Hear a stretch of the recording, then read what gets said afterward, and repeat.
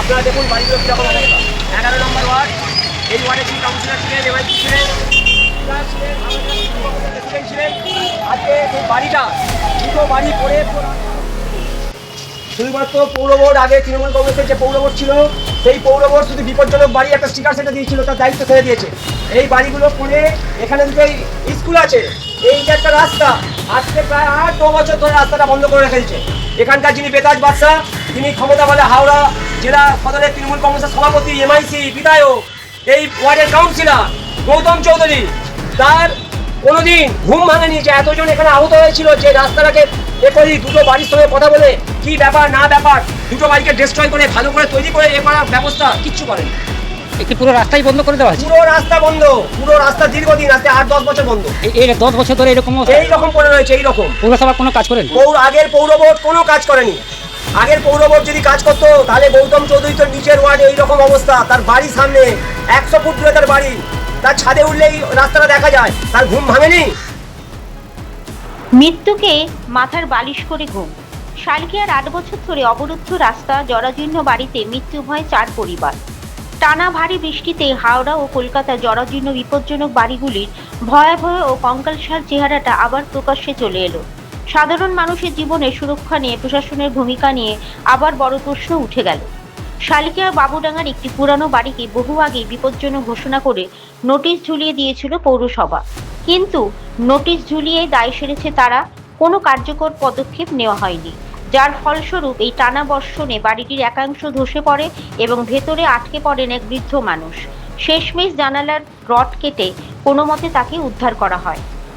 শালকিয়া 117/118 ও 119 Aurobindo road আজ থেকে 8 বছর আগে যখন 119 নম্বর বাড়ির একাংশ ভেঙে পড়েছিল, তৎকালীন পৌরসভা টিএমসি কাউন্সিলর ও মেয়র পরিষদ গৌতম চৌধুরী আশ্বাস দিয়েছিলেন যে এই বিপজ্জনক বাড়ি ভেঙে যাতায়াতের পথ খুলে দেওয়া হবে, কিন্তু সেই সময় তিনি কোনো তোয়াক্কাই করেননি।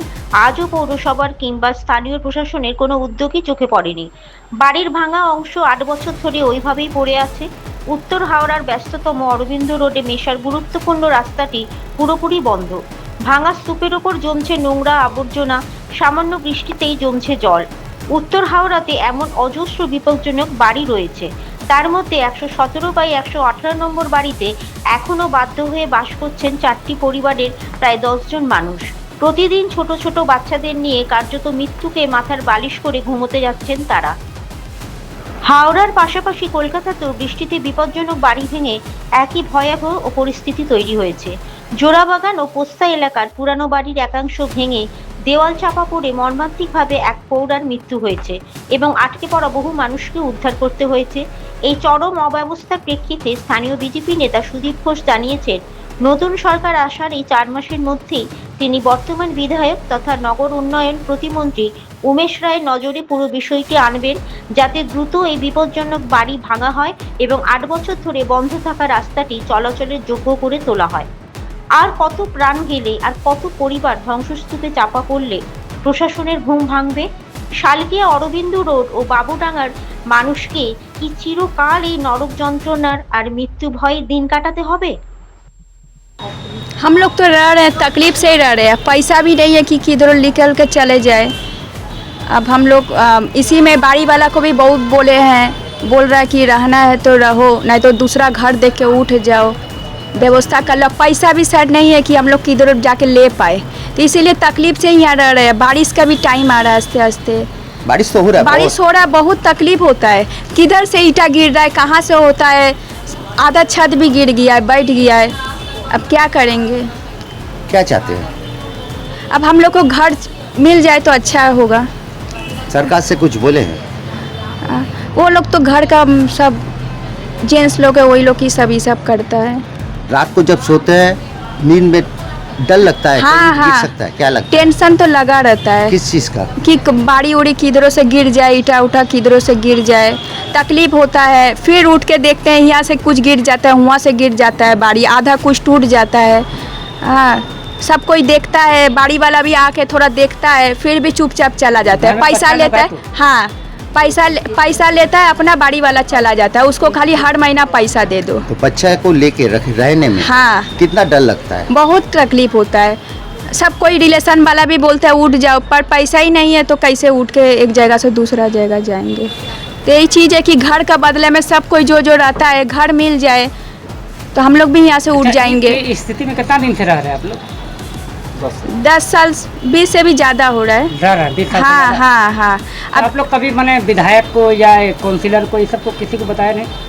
हम लोग का हस्बैंड लोग ये सब जाके बोलता है, चिट्ठी उठी भी दिया था, लेकिन कोई कुछ नहीं, वैसे को वैसे ही हो रहा है। अब जो बिल्डिंग में उसका बगल सब तो बिल्डिंग टूटा हुआ है। हाँ गिरा हुआ हाँ है। हाँ, वो बहुत साल से गिरा हुआ है। फिर उसका वजह से हम लोग को बिल्डिंग में भी प्रॉब्लम होता है। जो उसका ईंटा कुछ गिरेगा तो बिल्डिंग का भी थोड़ा प्रॉब्लम होता है, कांपता है बिल्डिंग भी। नया सरकार से क्या आशा करते हैं? घर के बदले घर चाहिए, सबको घर मिल जाए तो अच्छा होगा। आपका नाम? वंदना जायसवाल। चला जाता है और कुछ भी नहीं करता। उसको कितना भी बोल दो कि यहाँ से टूट रहा है, वहाँ से टूट रहा है, बिल्डिंग की हालत देख रहे हैं, बीच में से वो पूरा निकल गया है। जिस दिन निकला था तकरीबन 10 बज रहा था, बहुत मतलब बिल्डिंग ऐसा था कि कांप रहा था जब वो गिरा था, तो बहुत तेज तरह से गिरा था। अभी तो बहुत सारा बारिश हो रहा है और भी डेंजर हो जाएगा। ये बाड़ी तो बहुत पुराना है। बहुत, हाँ, लेकिन बाड़ी वाला कुछ करना नहीं चाहता है। जब भी कोई बनाने के लिए भी बोलता है उसको कोई असर नहीं पड़ता है। वो नहीं सोचता कि कोई जी रहा है मर रहा है, उसे पैसे से मतलब है। लेकिन अपने बगल में एक बिल्डिंग गिरा हुआ है, हाँ ठीक है, पूरा धसा हुआ। कितना दिन पहले ऐसा घटना घटा था? ये तो तकरीबन 2-3 साल पहले गिर गया था। उसके बाद रिसेंटली 10-15 दिन पहले वापस से, हाँ 10 दिन पहले वापस से वो गिरा था। और जैसे गिरा था पूरा हमारा बिल्डिंग कांप गया था, क्योंकि बिल्डिंग पे ही पूरा प्रेशर दिया था वो। अच्छा, जब गिरा था तो यहाँ का तो विधायक गौतम चौधरी था, तो उस समय का रास्ता उसका बंद कर दिया था पूरा। अभी भी बंद है। रास्ता तो शुरू से ही जब वो गिरा तभी बंद है, कोई सुनवाई नहीं है उसके उसके बाद रास्ता बाद। खुला ही नहीं। नहीं, कभी नहीं। प्राय कोई- कितना साल हो गया? 8-9 साल। हाँ 8-9 साल तो आराम से हो गया। कोई देखने नहीं आता है ना, कोई कुछ नहीं करता है। मैंने आप लोग को जीवन का मैंने रिस्क लेके आप लोग रहते हैं। बस वही है, अगर पैसे होते तो तुरंत इंसान कहीं और चला जाता। आप तो देख रहे हैं इन लोग का कितना एज है। मैंने अब राम कोई भी- भरोसे हैं। बस वही राम भरोसे है। नया सरकार अभी आया है, क्या क्या बोलना चाहिए? सर नए सरकार आए हैं, उनसे यही अपील है कि ये सब देखें, जिस हिसाब से ये बिल्डिंग टूट रहा है इसके लिए भी कुछ करे। आप लोग कभी आवेदन किए सरकार को? मैंने गए बोले कि ऐसा अवस्था में हम लोग रह रहे हैं। ये सब तो हस्बैंड करते हैं सर, ये सब मुझे नहीं पता, हस्बैंड करते हैं, ये सब हम नहीं जानते हैं। आपका नाम? किरण जायसवाल। ছিল সেই পৌর বোর্ড শুধু বিপজ্জনক বাড়ি একটা স্টিকার সেটা দিয়েছিল, তার দায়িত্ব ছেড়ে দিয়েছে। এই বাড়িগুলো পড়ে এখানে দুটো স্কুল আছে, এই যে একটা রাস্তা, আজকে প্রায় 8-9 বছর ধরে রাস্তাটা বন্ধ করে রেখে দিচ্ছে। শ্রীরামঢাং রোডে এরকম একটা বাড়ি ধসে একজন প্রায় মারা যেত।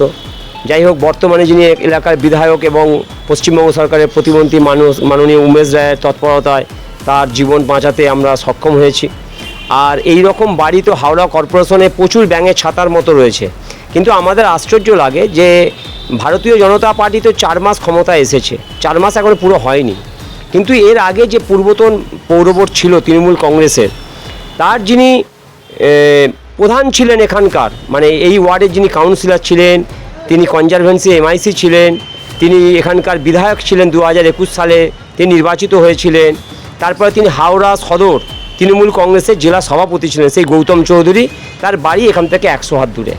আজকে যে 119 নম্বর শ্রী অরবিন্দ রোড আর 117/18 শ্রী অরবিন্দ রোড বা 118 নম্বর শ্রী অরবিন্দ রোড, আপনারা দেখুন এই বাড়িগুলোতে মানুষ থাকতে পারে।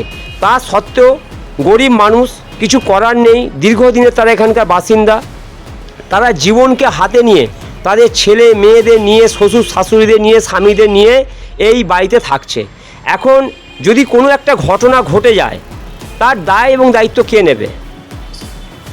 এবার এই প্রাণ হাতে নিয়ে তারা যে থাকছে, তাদের অর্থনৈতিক অবস্থা খারাপ। তারা এর আগে বহুবার, তারা তো শুনলেন যে বহুবার তারা গৌতম চৌধুরীর কাছে অ্যাপিল করেছিলেন যে এই রকম অবস্থায় আমরা রয়েছি, আমাদের একটা কিছু ব্যবস্থা করে দিন। কিন্তু গৌতম চৌধুরী শোনেনি। এবং সবথেকে আশ্চর্য বিষয়, যে জায়গাটা দাঁড়িয়ে আমরা বক্তব্য রাখছি তার 10 হাত দূরে দুটো স্কুল রয়েছে। সেই স্কুল ছুটির পর এই রাস্তা দিয়ে তাদের অভিভাবকরা, বাচ্চারা, স্কুলের টিচাররা অরবিন্দ রোডে যেতেন। কিন্তু আজকে 10 বছর হয়ে গেল এই বাড়িগুলো পড়ে যে রাস্তাটাকে বন্ধ করে দিয়েছে। এবং গৌতম চৌধুরীর নির্দেশে কনজারভেন্সি এখানে ময়লা ফেলতে আরম্ভ করলো। আপনারা তো সবই শুনলেন এই বাড়িতে যারা এখন বাড়ির মালিক কি বলছেন? বাড়ির মালিক, সে হয়তো আমার মনে হয় যে সেই সময়ে যিনি তৃণমূল কংগ্রেসের সর্বেসর্বা ছিলেন সেই গৌতম চৌধুরীর সঙ্গে হাত মিলিয়েছিলেন এবং গৌতম চৌধুরী তাকে আশ্বস্ত করেছিলেন যে কিছু করতে হবে না, যা হবে আমি বুঝে নেবো। তাই আজকে এইরকম একটা অবস্থা দাঁড়িয়ে আছি। মানে এত দিন ধরে রাস্তা একটা বন্ধ, কেন বন্ধ কেন? দুটো বাড়ি, ভগ্নপ্রায় বাড়ি ভেঙে পড়ে গেছে এবং এখানকার মানুষ, স্থানীয় মানুষ, এখানকার আগে যে প্রশাসক বহুবার কিন্তু গৌতম চৌধুরীকে বলেছিলেন যে রাস্তাটা ঠিক করে দিন, এবং আজ থেকে 8-9 বছর আগে এই একটা বাড়ি 19 নম্বর অরবিন্দ রোড দেখছেন, পেছনের অবস্থা দেখুন, সামনেও প্রায় ঝুঁকে পড়েছে। সেই বাড়িটার কিছুটা অংশ পড়ে বহু মানুষ কিন্তু 7-8 জন মানুষ কিন্তু গুরুতরভাবে ইনজোর্ড হয়েছিলেন। তা সত্ত্বেও কিন্তু সেই সময় তৃণমূল কংগ্রেসের পুরো বোর্ডের ঘুম ভাঙলো না, টনক নড়ল না। 100 বার গাফিলতি মানে গাফিলতির থেকেও মনে হয় যে এখানে কিছু টাকা কামানোর ব্যাপার ছিল। তাই হয়তো এখানকার যিনি ল্যান্ডলর্ড তার সঙ্গে হয়তো যোগ সাজেস্ট করে বলে দিয়েছিল যে আমি যা হবার আমি বুঝে নেবো, তুমি এইভাবে চালিয়ে যাও, বাড়ি পড়ে যাক, কেউ মরে যাক, যা হবে আমি দেখে নেবো। তারা ভেবেছিল আমরাই থাকবো সরকারে। এই যে ভাঙা বিল্ডিংয়ের যে জিনিসগুলো আছে সে এইভাবে কি পড়ে থাকতে পারে? কখনোই থাকতে পারে না। আগের যে পুরবোর্ড ছিল তার ডেঙ্গুর মেয়েরা প্রত্যেক বাড়িতে যাচ্ছে যে আপনার বাড়ির জুতোতে জল জমেছে কিনা, ডাবে জল জমেছে কিনা, ছাদে জল জমেছে কিনা, টবে জল জমেছে কিনা। আজকে এই রকম একটা অস্বাস্থ্যকর অবস্থায় সেই ডেঙ্গুর মেয়েরা সেই সময়ে গৌতম চৌধুরীকে বলেনি যে ওখানে ডেঙ্গুর লার্ভা কেন, এখানে তো ডেঙ্গুর পীঠস্থান হয়ে গেছে, এখানে আতুরঘর।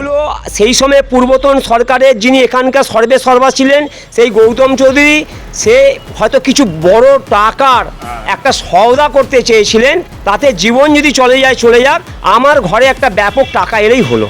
আপনার নাম? আমার নাম সুদীপ ঘোষ।